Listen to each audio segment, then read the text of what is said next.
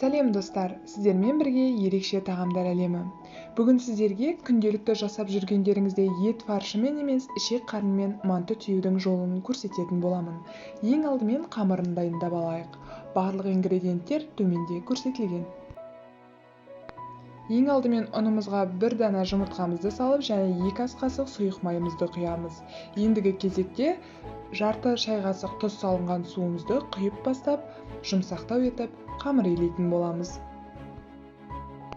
Ұныңызға барлық суды бірден қоспаңыз, ақырындап бөліп құйғаныңыз абзал. Мінекей қамырымыз дайын, 3 күлшеге бөлдік. Енді 10-15 минут тыныштықта тұрғаны дұрыс. Сол кезде біз салмамызды дайындап алайық.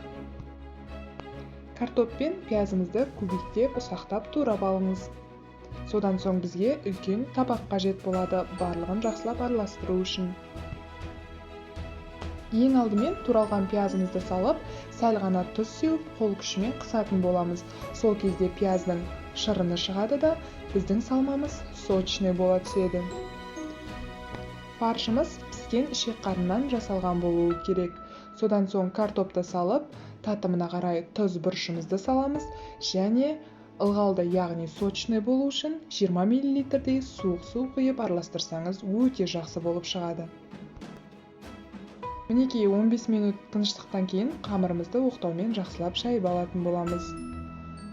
Қатты жұқа да, қатты қалың да болмауы қажет. Мінекей осылай төртбұрышты қылып бөліктерге бөліп алдық, енді салмасын салып шығамыз. Өз басыма салмасын молынан салған ұнайды, себебі мантымыз піскенде де томпиып әдемі болып тұрады. Қамырыңызды видеодағыдай түйіп алыңыз. Достар, каналыма тіркеліп лайк басуды ұмытпаңыздар. Әрбір видеоға жазылған сіздердің пікірлеріңіз мен үшін өте қымбат.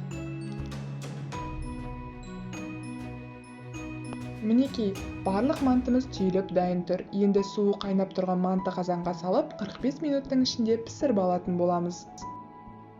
Міне достар, мантымыз да дайын болды. Қамыры өте керемет, салмасы сочный болып шықты. Сіздер де жасап көріңіздер.